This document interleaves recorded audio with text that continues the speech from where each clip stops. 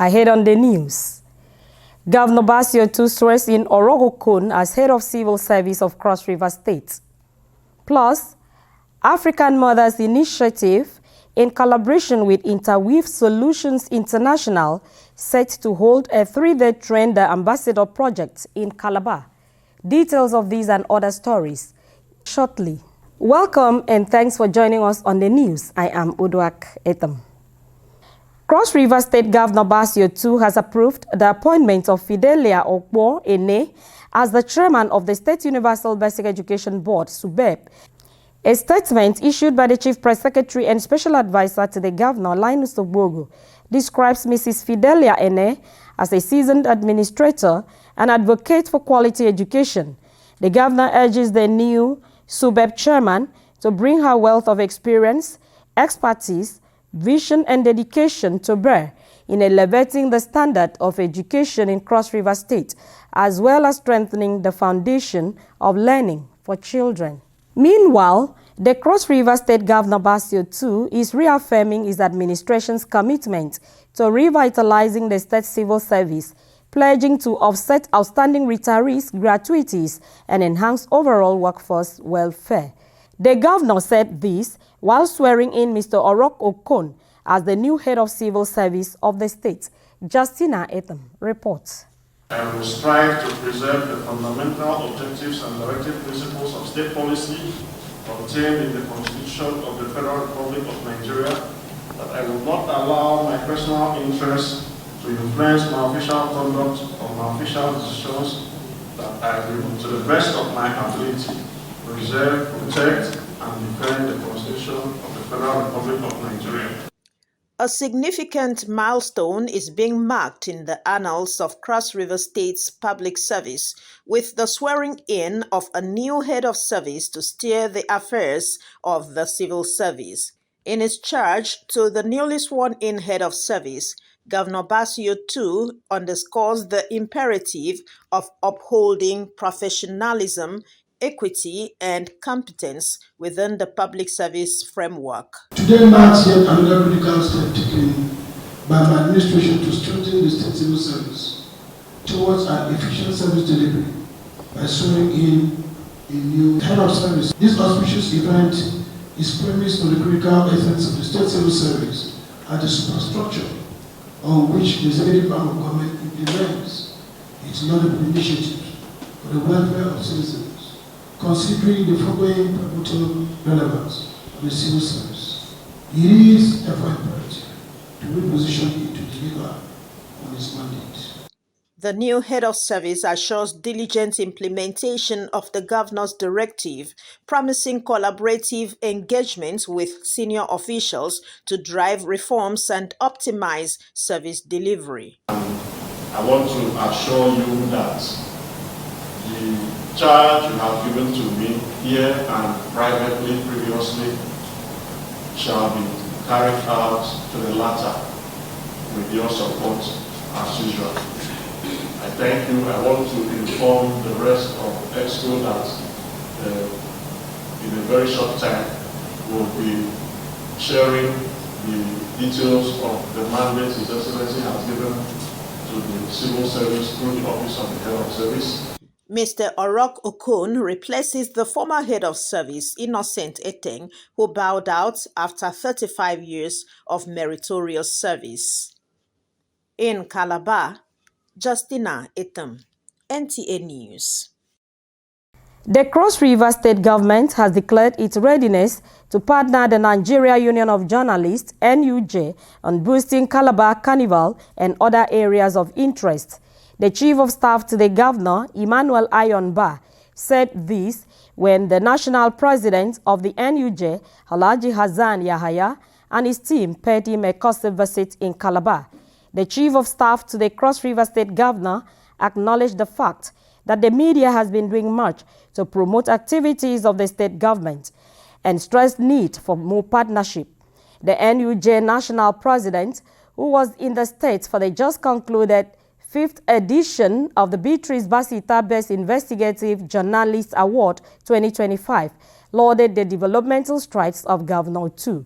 The NUJ National President was accompanied on the visit by the national chairperson, Nigeria Association of Women Journalists NAWUJ, Haja Aisha Ibrahim, the Cross River State Council chairman of the NUJ, Comrade Achibong Basi, and others, as they called on the state government to foster programs that will bring journalists to the state on a media tour to see the developmental strides of the government. A break now, the news continues shortly. Stay with us.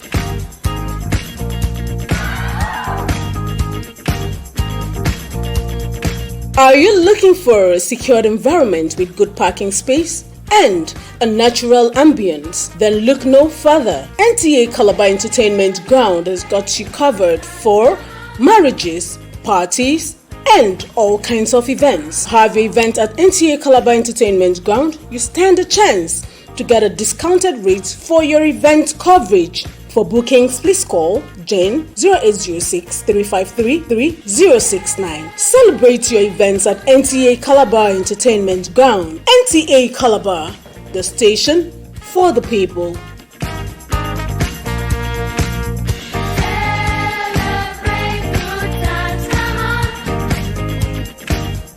Welcome back and thanks for being there. Today is observed the world over as International Day of Sign Language to raise awareness about the importance of sign language in realizing the human rights of people who are deaf. This year's celebration has as its theme, No Human Right Without Sign Language Rights, and stakeholders are advocating the employment of sign language specialists in every public and civil establishment to be able to communicate with the deaf community. Maureen Liu Ajom reports. Everyone has an inherent right to human rights from birth. For the deaf community, sign language rights are fundamental for the full enjoyment of their human rights. Considering the Universal Declaration of Human Rights, especially on an occasion like this, it becomes imperative to recognize progress made and challenges that remain in ensuring equality for all, thereby the need to make the deaf community to sign anywhere they find themselves. Hence, this advocacy by these stakeholders. So if you are doing anything that have to do with public functions or public announcement, there should be translations. I have seen a video post on voters card going to collect, either to register or to change your locations or your age and so on. But that is done in verbal, that is reading or just normal without sign. And I was thinking about it. I said, God, I don't have time. I should try to cut it and then sign alongside.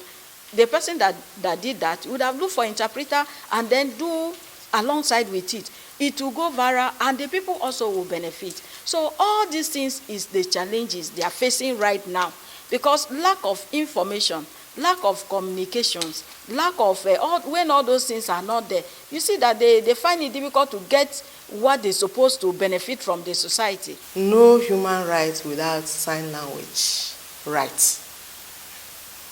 No human rights without sign language rights. And that means it raises awareness and it reminds the world as a whole that sign language is all important. Sign language is more than just a means of communication. Sign language, it is a bridge. It is a bridge for inclusion. It is a voice for the deaf. It is also a symbol of equity. These stakeholders are urging the government to employ sign language interpreters in schools, hospitals, markets, and in the National Assembly, as well as in public and civil institutions.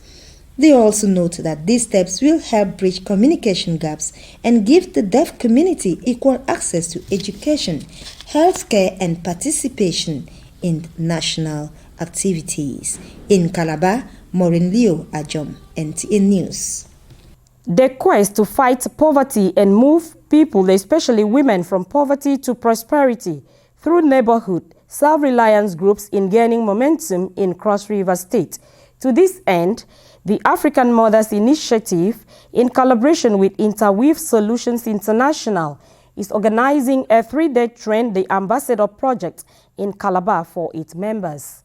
Erika Ivy reports that the wife of the state governor, Ayo 102, was represented while other dignitaries were also in attendance. The reports. For a sustainable economy and to explore the private sector for self-reliance, especially to generate income and become employers of labor, the African Mothers Initiative, with support from key stakeholders and Interweave Solutions International, USA, is organizing Train the Ambassadors projects for its members. For helping a woman, you're helping a nation, because the woman is the mother.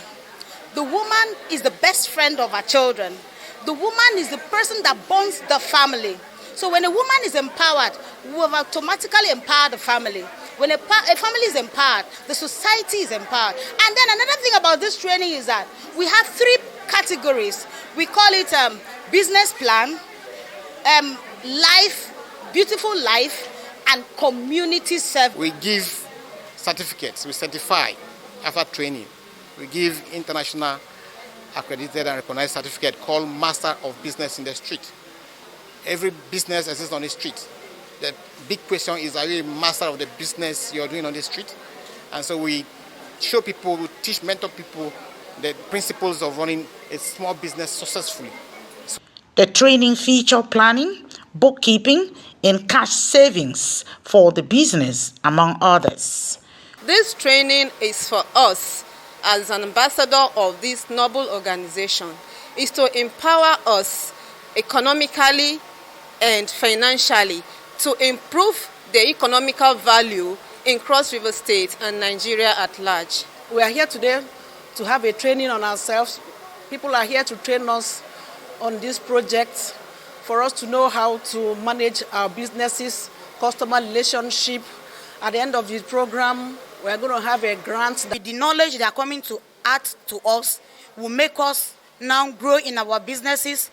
At the grand finale, stakeholders assert that women are vibrant in projecting the economy and are community builders, hence should be encouraged to explore more, especially in the area of Master of Business on the Streets, MBS. We had a 2-day training, intensive training, purely an academic setting. You can imagine some women in their 60s doing some calculations on how to build a standard professional business plan of their own. They were trained on budget planning, home planning. In fact, they had about commissions, expenses, savings, because we had money management classes. This was beautiful. The training they have received for the past couple of days is to strengthen them to become more self-reliant and give them the knowledge that will make them to become successful in whatever business they find themselves to do. I've seen women who are determined to succeed. Today, these women were trained on different skills acquisition, and they have made it. They are determined to succeed, and they are going to the world to excel. The event featured drama presentation, health talks, voter education, and cultural dance.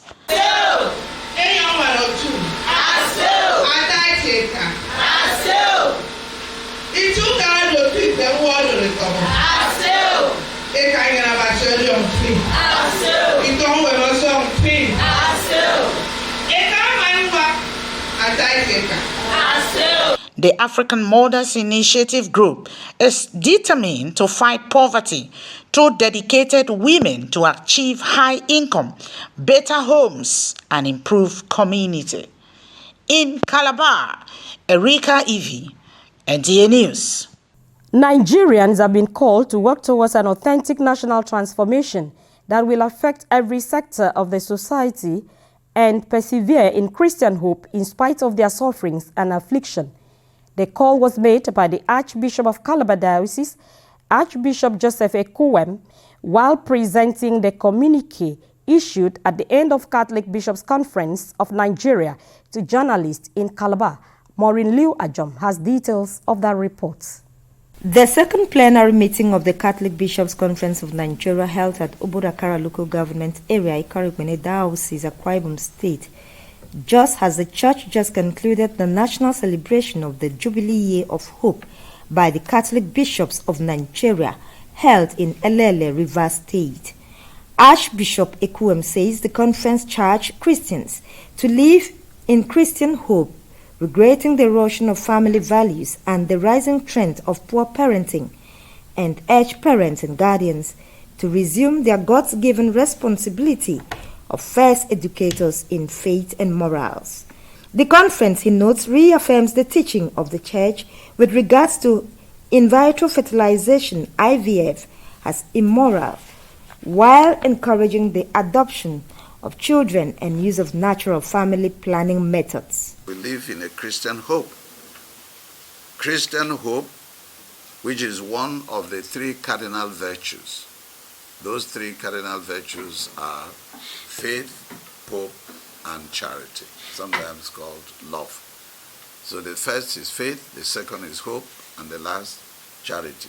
But as Paul puts it, 1 Corinthians chapter 13, of all of this, the highest is love, charity.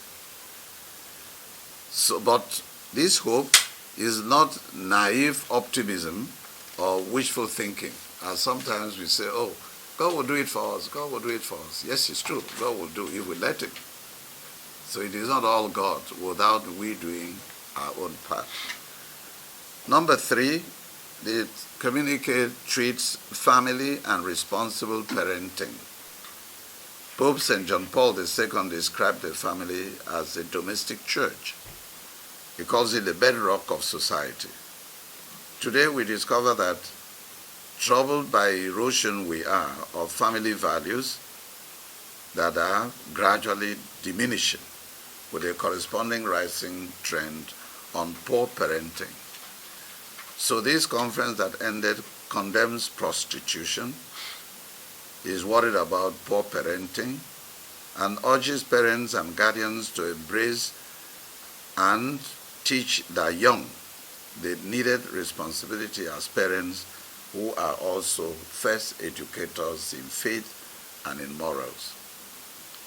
The conference commended the federal government for some positive changes in road infrastructure, increased allocation to states, among others, and called on the federal government to expedite action on the Calabar-Itu Federal Highway and other federal routes in Cross River State, including other parts of Nigeria. The Church invites all of us to reawaken our awareness of the great need of catechesis, which is vital today for fostering deep communion with Jesus Christ, providing clear and systematic teaching of the Catholic doctrine, and forming lifelong faithful disciples who can live out their faith with compassion and truth. Since we are celebrating hope, Nigeria has all that it takes not only to lead herself effectively, but to be a senior brother or a senior sister or even a mother to other nations. Just tell yourself, let corruption go. Let good governance come on board. Let justice be part of our lives. And you will see what Nigeria can be in a very short time. The conference identified corruption and bad governance as a cause of societal problems, stressing the need for a radical change in politics, economy, and in the social and cultural life of the people, with a call on government and the Church to embrace each other for mutual understanding and good of the society. In Calabar, Maureen Leo Ajom, NTA News. That is the news. Thanks for watching. I am Uduak Etam.